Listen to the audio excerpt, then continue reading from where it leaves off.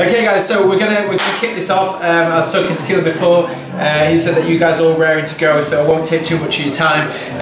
So I wanted to talk to you guys that I've got a bit of a story. Well, it's not really a story today. It's almost like a bit of history. Well, it is a bit of history. So just we need a bit of imagination with this one. So sit back, enjoy the story, and let's be ready to go. So back in the olden days, I don't know when the olden days was, but it was a long time ago. There was a war going on. So there's a war between the Philistines and the Israelites. Okay, so there's the Philistines and there's the Israelites. The Israelites, I'm sure you know, was led by King Saul. So these guys were fighting over land. So there's battles going over years and years and years, going backward and forward, and they were battling over land. So there's a current battle which was taking place, and it was who could reign supreme over the mountains of Bethlehem. So I'm sure you guys have all heard about the baby Jesus, how he was born in Bethlehem, quite a famous story. So these guys were fighting over that land, the land over Bethlehem. So what happened was they were both camped both sides of this river, and it's kind of a bit of a stalemate. Like one had gone towards the other one backed off, and then they kind of counter-attacked, and it's going back and forward. So it came to a bit of a stalemate. So the Philistines decided, okay, enough with this. We want to get this finished, and we want to be out of here. Let's get rid of these Israelites, and we'll be kind of on our way from there. So they sent down their greatest warrior. Now their greatest warrior, this guy was 6'9". This guy was 6'9". So imagine Mitch, but even taller Mitch. So this guy was 6'9". This guy had like a super hard like bronze helmet, like a really shiny, super strong bronze helmet. He had a huge javelin. The javelin was polished. The javelin was super sharp. So a really strong javelin in his hand. He had a sword and he had another spear as a backup as well at the same time. So this guy, if you imagine him, like he's a bit of a unit. He's a big old guy. Like he definitely eats his meat and veg every single day, and he definitely works out every single day. And like you've seen the picture post of Keelan deadlifting, like he's got a bit more kind of weight than that. Like he's a big old guy. So he walks down and he shouts to the Israelites, "Send your best warrior. Send me your best warrior, and I will fight your best warrior, and this will all be finished."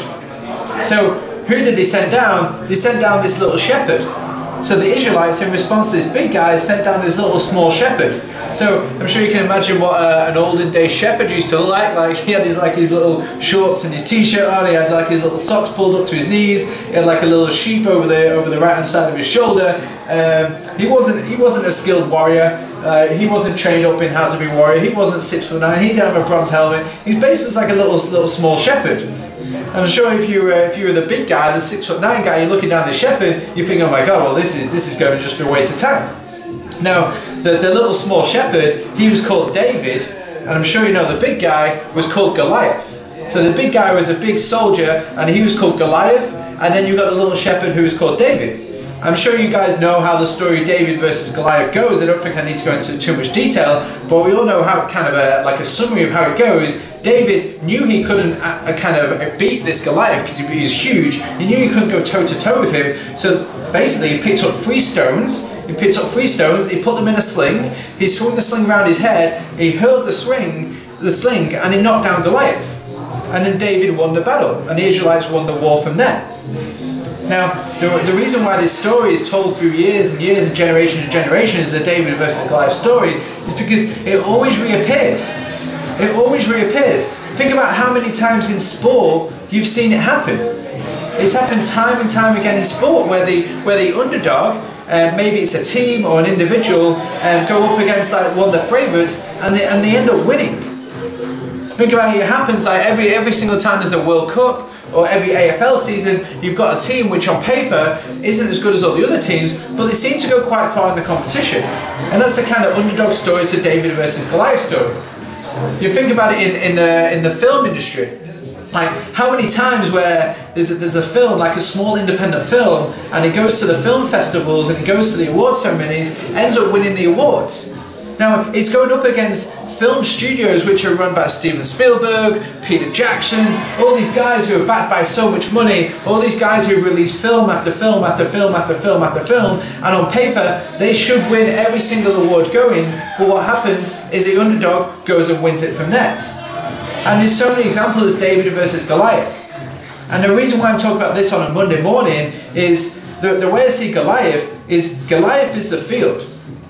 Like Goliath represents the field. And we've got to be honest about it, like today the field is ready for you. The field is ready for you. You think you guys are just going to walk up there today and say, oh, by the way, we're doing something for guide dogs. Would you like to buy something? You think the person's just going to turn around and say yes? That's not going to happen. Like, the field is ready for you. The field knows you're on its way there. The field knows that you're going to be there in 15 to 20 minutes and the field is getting ready. The field knows what you're going to say. The field has so much more experience and so much more knowledge than what you do. Like, it's a monster, it's a beast, it's ready for you, it's ready to go.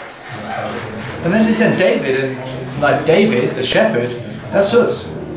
That's little old me, that's little old Brad, that's just us. Like, what hope do we stand? Like, we've got no chance, we're only small compared to such a beast as the field, which has got so much knowledge and so much experience. Like, what chance do we stand? Like, I don't stand much chance, right? I'm already beaten. Now, obviously that's a bit depressing for a Monday morning. It's kind of probably not the most inspiring thing to hear on a Monday morning. But we have the opportunity, whether we want to think like that shepherd. Do we want to think like David? Do we want to think like David, and do we want to have that approach of, oh, well, you know what, maybe it won't happen today. Maybe get halfway through the day, or maybe it won't happen. Well, what I say to you guys today, guys, is no, we're not going to be like that. We're not going to be like that. Because maybe we don't have as much knowledge or experience as what the field does, but it's exactly the same as David versus Goliath. David wasn't as skilled a fighter as what Goliath was, but he still managed to beat him because he had 3 stones. So he had 3 stones. Now, you all have 3 stones today. So the first stone you have your pitch stone. So your pitch, this is the pitch that you're going to set. Now, we're going to have the mentality today that I'm going to have a better pitch than what Janice on reception has. I'm going to have a better pitch than what Steve the mechanic has. I'm going to have a better pitch than what Barry the butcher has. The way it was taught to me, when I was trained by somebody who's also called Ed, he was my leader. And so I walked into a business, and I walked out the business, and he said, what happened? I said, oh, the customer said no. He said, oh, so you got closed. I was like, well, I don't know what that means. And he said, I'll come into the next one with you. So I went into the next one, and this old lady turned around and said no, and then so walked back out again. Oh, he said, you just got closed again. I said, why do you keep saying this? He says, well, close or be closed. Either we close the customer, or they close us. And so that's my approach going into every single conversation. I'm going to have a better pitch than what the customer does. I'm going to hurl that pitch and I'm going to throw it so hard at the field, and if I do that enough times, I'm going to find the result I'm looking for by saying the words I've been told to say. The next one is the pace. And the pace is like Goliath. He's 6'9". He might have strength on his side, but is he going to be that fast? If David would have turned around to Goliath and said, hey Goliath, I know what's going to happen here. If I go toe to toe with you, if we start swinging punches, mate, you're probably going to give me a black eye. You're probably going to win this fight. Imagine if David would have said, hey mate, why don't we have a race? Why do we have a sprint race, or why do we have a marathon race? Like, who are you going to put your money behind? You're going to put your money behind David. And we're exactly the same. We can't go toe to toe with the field and expecting the first customer to say yes and the first 10 customers say yes and the first lap to be the best lap ever. But what we can do is say, okay, cool, no problem. You might have more experience and more knowledge than me, but I will outrun you. I will outrun you. Is it the film Get Him to the Greek? Where P. Diddy's like, you will not outrun me. He just keeps running and keeps running and keeps running and keeps running. Hopefully you've seen that film, otherwise that doesn't mean anything to you guys. But like, you can outrun it. You can outrun it. You can always outrun an ugly giant. And the final one, guys, is the attitude. This is the final stone. This is the final stone that I put into my sling, and this is a shiny stone. This is the one that's going to finish the job off. And this is me having the biggest, baddest attitude I possibly could have on a Monday on a road trip. Because you guys have got a really, really cool opportunity to really make it happen today. To really make it happen today. Let's not go out there, oh, let's see how we go. It's a bit of a warm-up day. Let's see how we go with the customers. Let's see how the pitch goes. No. That's not how we play on a road trip. We play on a road trip. We play to win today. We play to win today. There's a golfer, you might have heard of him, he's called Tiger Woods. So Tiger Woods, so the world's best golfer to ever play the game. Ever to play the game. He was a bit in doubt, and then he come back and won another tournament, and everybody's like, okay, everybody be quiet now, he's the best golfer to ever play the game. And so what he used to do, a golf tournament, if you don't know, runs over a Thursday, a Friday, a Saturday, a Sunday. People get knocked out every single day. If you don't make the cut, you get knocked out. If you do make the cut, you go to the next round. Hopefully you guys know a bit about golf. So every single Sunday, Tiger Woods will wear a different top. He'll wear a different shirt. Now, he'll always wear a red shirt on a Sunday. They literally call it Tiger Woods Red Shirt Sunday. Now, he does that for so many different reasons, but one of the main reasons is he's shown his attitude.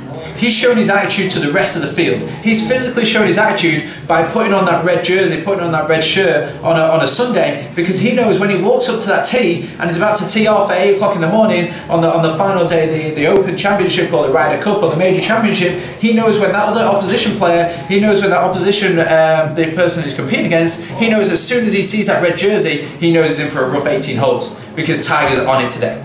And that's one of the main reasons why he is and will be regarded as one of the best golfers of all time, because that attitude, as soon as he walks onto his field, he puts on his red jersey and it's game time. And that's what we want to be doing today, guys, because we've got our 3 stones, we've got our pitch, our pace, our attitude stone. It's Monday of a road trip. We really get everything today, and we're on for a PB road trip, and you guys can set some serious records. So Keelan, happy birthday. Everybody have a great day. Bye-bye.